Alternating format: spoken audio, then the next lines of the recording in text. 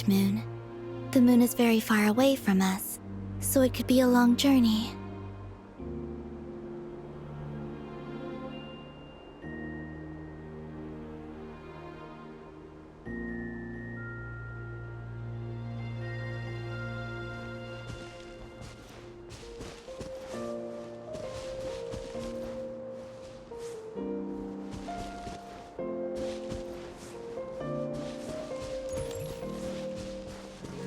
After I obtained the Trilunar Authority, I unwittingly saw past events from many of my friends' lives.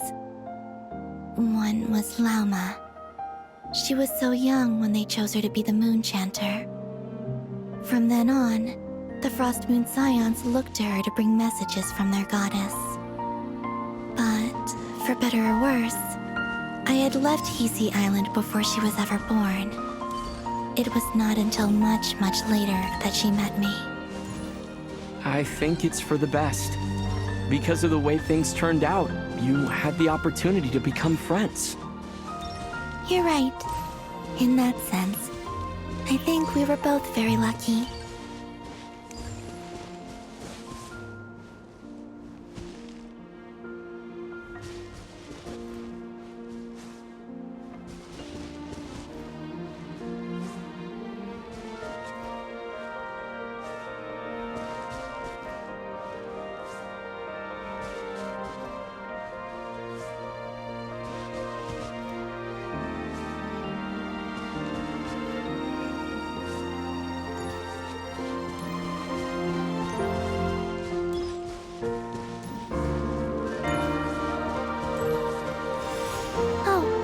About that mage, Nicole. I only recently learned that she has lived in Teyvat since the time of the Three Moon Sisters.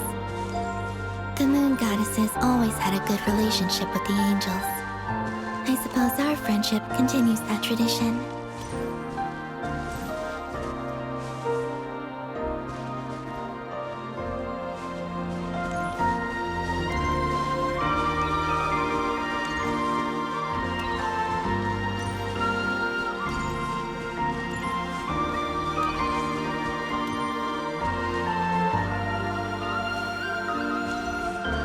And then, there's Sandrone. I never knew that much about her, beyond the fact that she was created by someone called the Lord Artificer. She, too, suffered for a long time before joining the Fatui.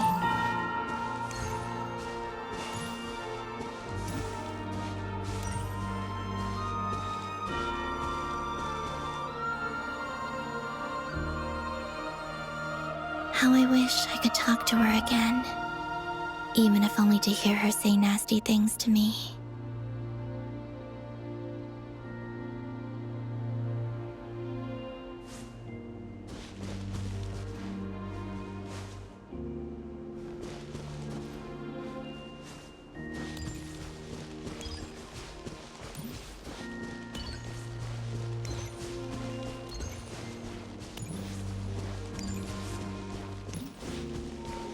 Also, I saw your sibling's story. I'm afraid I didn't see much. It seems that she rarely came to the surface, where the moonlight shines.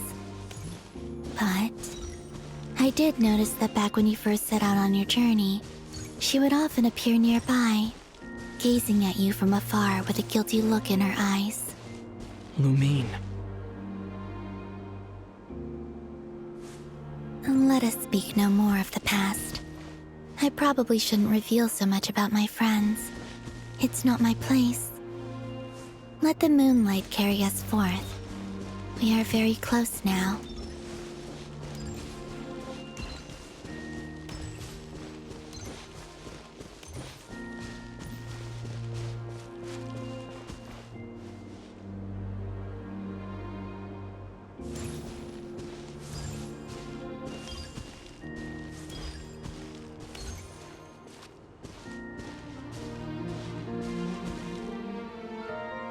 After this, I'd like to bring some Kuhenki to the moon as well. If they're willing, of course. What about your other friends? Will you bring them to visit too? Certainly. But I'll need to tidy the place up first. This home hasn't received any guests in a long, long time.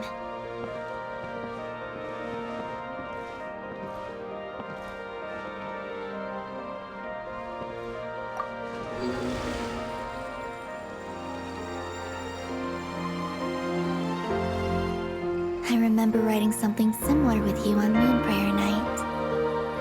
I believe it was called... Dodoko's whirligig. Yes, that was it. You asked me if I was afraid to return to the moon, and I said that I was. The idea that I had gained something precious, only to lose it so quickly. That frightened me. But I'm not afraid anymore. Besides, this time, we're traveling together.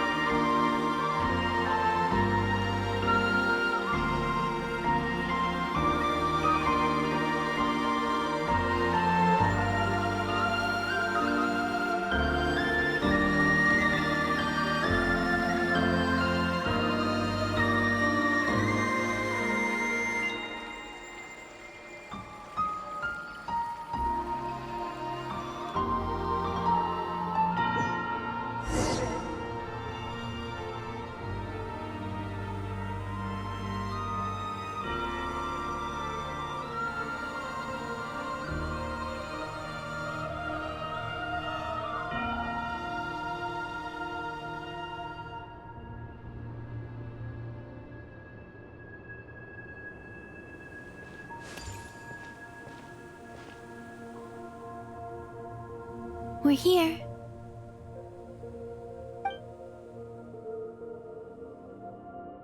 Over there.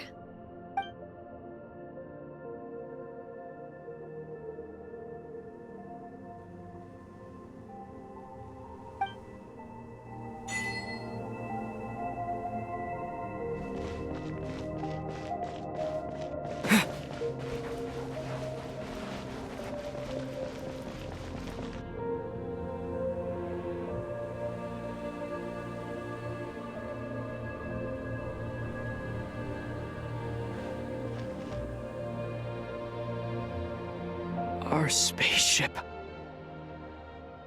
It's huge. I suppose that the moon is the only place one could hide it. It'll be all right. Huh? The way you feel in this moment, I went through it too, on Moon Prayer Night. Solitude for me once meant living a life in which even I was absent. Before I met you.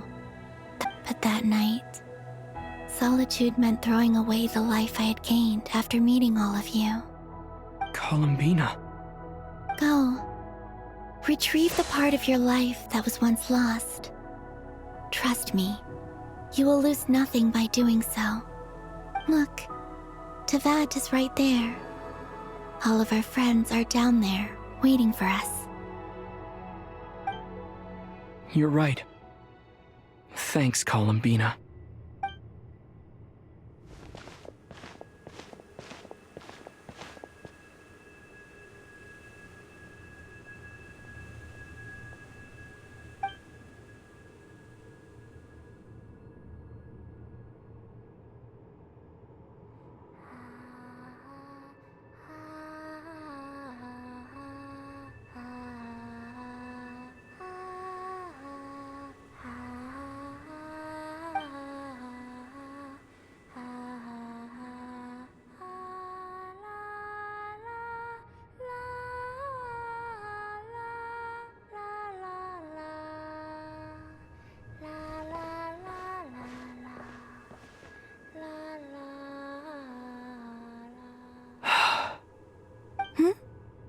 Finished? Yeah. Why did you take your eye mask off? Well, since my return, I've decided to take more opportunities to see the world with my own eyes. Besides, I've always wondered how Teyvat looks from the moon.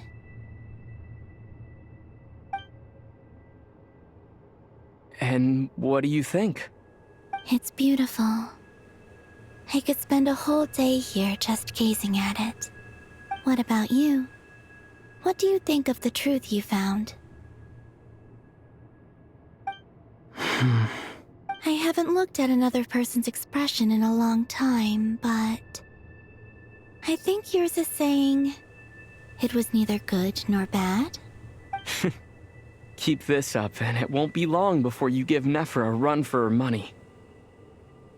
Oh, I don't think that's going to happen.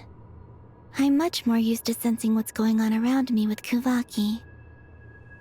I think I'll save my eyes for seeing special moments I really want to remember. I read the spaceship's flight logs. I always assumed that this was my first time in Teyvat. I thought that Lumine and I must have been hibernating in space for centuries on end. But the logs show that our spaceship flew over the skies of Teyvat once before. A long, long time ago. Flew over? So you didn't land? No, the ship barely came to a stop before flying on again.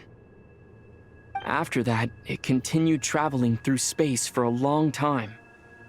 Some of the data is corrupted, but I suspect that it kept flying for thousands of years. It was only after that that the ship made a forced landing in Nodcry.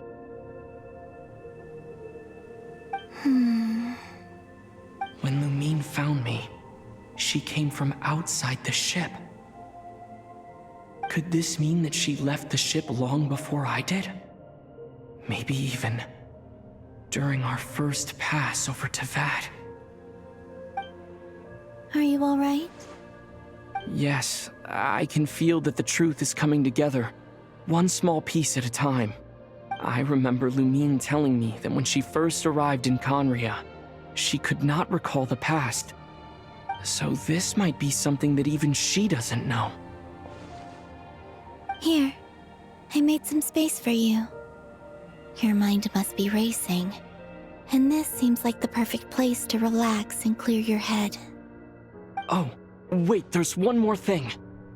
What is it? Wait here a moment.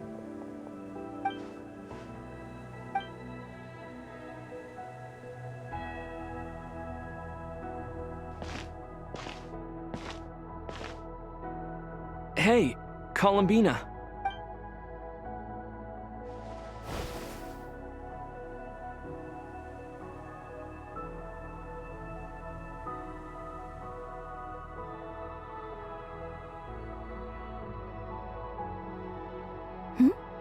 Is that a new outfit? An old one, technically. It's been in a cabinet inside the ship this whole time. It's a matching pair with Lumine's. She always liked this set more. Huh. I don't think there's a huge difference. Really? Yes, it's still the same you. You're the same person, no matter what clothes you wear. Only Columbina would make an observation like that. Traveler, do you consider Teyvat your home? Home is wherever Lumine is. But then after all the time I've spent here, and everything I've been through, yes, I'd say it's my home. Would you change your answer if Teyvat changed appearance? I mean, if the truth about Teyvat turned out to be different than what you thought. I don't know, but I don't think so. The truth is not what matters most to me about Teyvat. When I was first born, I longed for a home. And when you get something before you're mature enough to understand the world, I thought that a home was a transaction. You give me what I want, and I'll do the same for you. But you and your friends taught me what a true home should look like. You never asked for anything, yet you gave so generously to me. That's because your friendship matters to us. In the past, I thought that my birth in Nodcry must have been a mistake. But after journeying to the distant past where the story began, now, I am glad that I made that choice. I'm sure your friends are just as glad.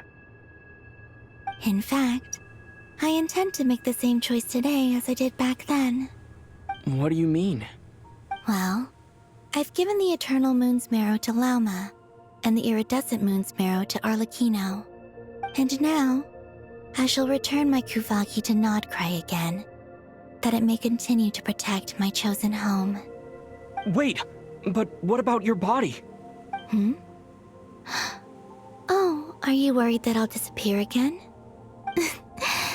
I won't. Not this time. The Frost Moon has now entered the fall sky, and I am the Trilune Goddess. I am only returning to Nodcry the part of me that it needs. I am giving... Oh, and I have something for you, too. For me? Yes. Come closer.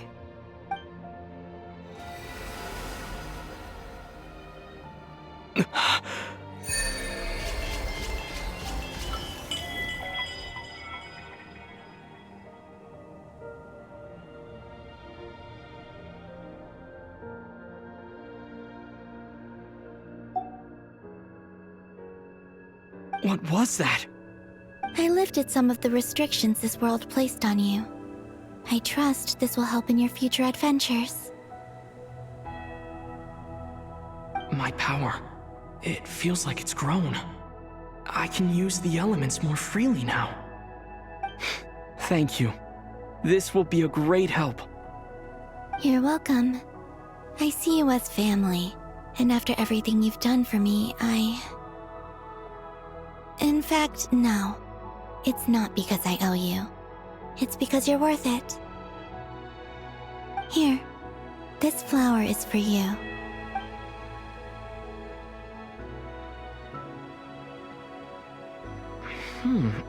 Isn't this a moon prayer blossom? Yes. Don't worry. You will never see these flowers lose their color again. I'm finally discovering the joy of giving. How I wish I'd learned this sooner. Hey, better late than never. What are you thinking about now? Why don't you take a guess? You get... one shot. I don't think I'll get it in one guess. But I'm sure it's a happy thought. That's kind of a sneaky answer. I can't say you got it wrong. Down into that, the moon seems so far away. I felt it might always lie beyond my reach, but on the moon, everything feels so close by. The haze that once enshrouded the skies has finally been dispersed. I feel like a traveler on a winter's night. I don't have a lot of luggage, but I do have a lot of hope for the future. Well, what's next? Next, to start with, I want to stay here just a little longer. After that, let's return home and continue our journey.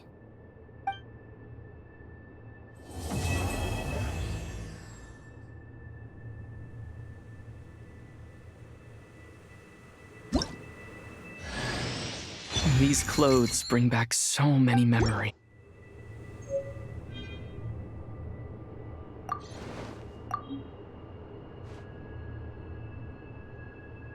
The journey goes on. For you, like I said, this is not the end. I don't Oh, is that your next destination? Most people would probably tell you to pack some warm clothes. But I experience things differently than most people, so I can't know how cold it is. In fact, it is home to quite a wondrous heat source. I think they call it Kreshnik's torch. Every city in Snezhnaya is built around one of those.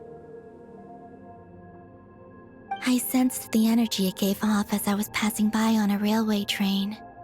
It felt grand and distant. I also recommend the Korolievsky troupe in Snezhnograd. They give performances quite regularly, and entry was free for harbingers. I liked them a lot. Ice cold and sharp. Crystal clear in some ways, yet profoundly unfathomable in others. like the thick layer of ice on top of a frozen lake. That's just the impression that Tsaritsa gives me. I was never able to glimpse what truly lies beneath that icy exterior. In fact, I don't think the people of Snezhnaya even know what kind of power their god wields. Maybe that's because the Tsaritsa herself has never acknowledged, nor accepted that power. There's Regrator, the Rooster, and the Jester. Between them, they control a lot of what happens in Snezhnaya, but I could never wrap my head around how exactly power is split between them. I noticed that the Rooster and Regrator often appear to get along on the surface, while working against each other in secret. And theirs is not a friendly rivalry. But I wasn't particularly interested, so I tended to keep my distance. Now that I think about it, the term Mistelton often seemed to come up in connection with Project Stuja. Once things settle down in Notcry, I'd like to explore the world beyond Snezhnaya. You've told me so many stories about the other places you've been to, and all the friends you've made there. It would also help me learn more about the journey that has made you into the person you are today. Okay. As you continue on your journey, don't forget to gaze up at the moon once in a while. It shall cast down its true moonlight.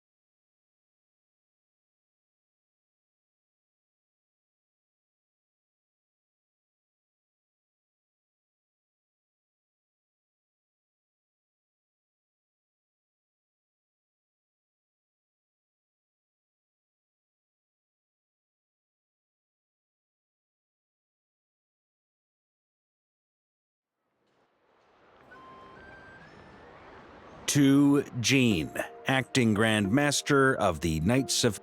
this preamble is such a pain to write. It's probably high... I trust that Dern has updated you all on recent events.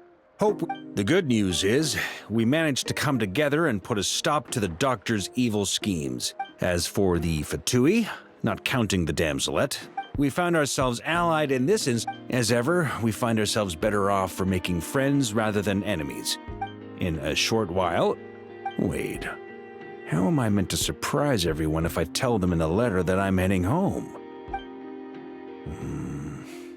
Okay, I will begin sending the expeditionary team back home in waves. I hope they won't gloss over the details of my many heroic deeds. I think of Mondstadt daily. P.S. The honorary knight went above and beyond this time. Are there P.P.S.? Please be extra nice to Klee for the foreseeable future. I cashed in on the last favor that the Hexens... Whew. And that, as they say, is all she wrote. And with the moon shining down brighter than ever, I think everyone is going to sleep well tonight.